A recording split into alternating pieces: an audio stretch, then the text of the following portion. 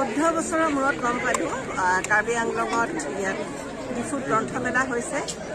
ই সঁচাকৈ এক শুভবাৰ্তা আৰু ইয়াত আজি যিমানখিনি মানুহ লগ পালোঁ আৰু বেছিভাগেই তেওঁলোকে কাৰ্বি ভাষাৰো চৰ্চা কৰি আছে আৰু লগতে অসমীয়া ভাষাত গল্প লিখিছে, কবিতা লিখিছে, তেওঁলোকে আহি কিতাপবিলাক দিছেহি।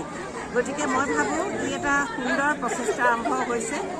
মই অভিভূত হৈছোঁ, ইমানখিনি মানুহে লগ পাবলৈ ৰৈ আছে।